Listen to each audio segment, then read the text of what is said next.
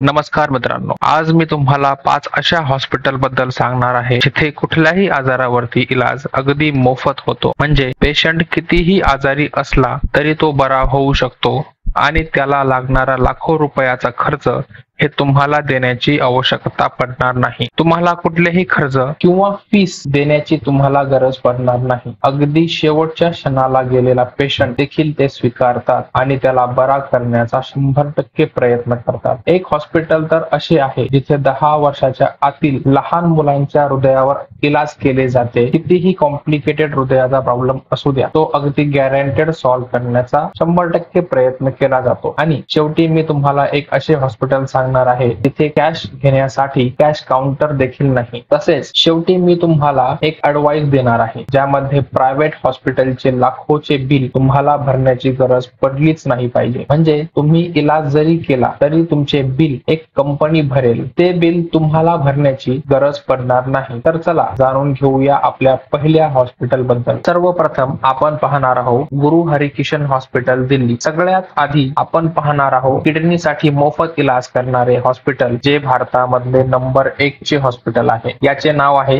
गुरु Harikishan hospital, जे भगवान नगर दिल्ली मध्ये स्थित आहे. या हॉस्पिटलमध्ये किडनीच्या सर्वच आजारावरती ऑपरेशन मोफत केले जातात. एवढंच सोडा, जर एखाद्याची किडनी बदलायची असेल किंवा ट्रान्सप्लांट करायची असेल तर ते सुद्धा बऱ्याचपैकी इथे मोफत केले जाते. दुसरे हॉस्पिटल आहे टाटा मेमोरियल हॉस्पिटल मुंबई. सर्व आजारांपैकी जर सर्वात गंभीर कोणता आजार असेल तर तो आहे कॅन्सर. या आजारावर इलाज देखील आहे पण त्याचा उपचार खूप महाग आहे, ज्याला लाखो रुपये लागतात. आपल्या लिस्ट मधले जे दुसरे हॉस्पिटल आहे ते आहे टाटा मेमोरियल हॉस्पिटल, जे मुंबईमध्ये स्थित आहे. टाटा मेमोरियल हॉस्पिटल मध्ये 70% कॅन्सर पेशंट वरती मोफत उपचार केला जातो. मित्रांनो, हा व्हिडिओ शेवटपर्यंत पहा, कारण मी तुम्हाला शेवटी एक असं हॉस्पिटल सांगणार आहे जिथे कॅश घेण्यासाठी कॅश काउंटर देखील नाही. इतकेच नाही तर तुम्ही येण्या जाण्याचा खर्च देखील ते तुम्हाला परत करतात. त्याआधी आपण जाणून घेऊया आपल्या तिसऱ्या हॉस्पिटल बद्दल, जे आहे गुरु का लंगर आय हॉस्पिटल चंदीगड. या हॉस्पिटल मध्ये एक पैसा खर्च न करता डोळ्याच्या कुठल्याही आजारावरती उपचार केला जातो. याचबरोबर मोतीबिंद असो की रेटिना संबंधित काहीही आजार असो त्यावर अगदी मोफतपणे इलाज केला जातो. मित्रांनो, आपले चौथे हॉस्पिटल आहे सत्य साई बाबा हॉस्पिटल बेंगलोर. आज पाहायला गेले तर लहानात लहान व्यक्तींमध्ये देखील हृदयाचे विकार वाढत चाललेले आहेत, तसेच मेंदूचे देखील आजार वाढत चाललेले आहेत. सत्य साई बाबा हॉस्पिटल बेंगलोर हे एक असे हॉस्पिटल आहे जिथे मेंदूचे आणि हृदय विकाराचे उपचार केला जातो. या हॉस्पिटलमध्ये तज्ञ डॉक्टरांची टीम आहे जे कुठल्याही जटिल आजारावरती इलाज करून त्याला बरा करण्याचा 100% प्रयत्न करतात. या हॉस्पिटलमध्ये तपासणीचे म्हणजे ओपीडीचे देखील तुम्हाला पैसे देण्याची गरज पडत नाही. फक्त थोडेफार चार्जेस इथे भरावे लागतात. त्याशिवाय आयुष्यमान भारत सारख्या सरकारच्या स्कीम देखील इथे लागू आहे. आणि आपले शेवटचे हॉस्पिटल आहे श्री सत्य साई हॉस्पिटल रायपूर. मित्रांनो, हे एक असे हॉस्पिटल आहे जे 10 वर्षाच्या आतील लहान मुलांच्या हृदयाच्या विकारावर अगदी मोफत इलाज करतात. हृदयाला छिद्र असेल किंवा हृदया संदर्भात काहीही आजार असेल तरीही इथे इलाज केला जातो. तुम्हाला जाणून आश्चर्य होईल की या हॉस्पिटलमध्ये पैसे स्वीकारण्यासाठी कॅश काउंटर देखील नाही. इतकेच नाही तर तुम्हाला येण्या जाण्याचे पैसे देखील दिले जातात. तर मित्रांनो, हे होते आपले भारतामधील 5 असे हॉस्पिटल ज्या हॉस्पिटलमध्ये तुम्हाला इलाज अगदी मोफतपणे मिळतो. पण या व्यतिरिक्त तुम्ही जर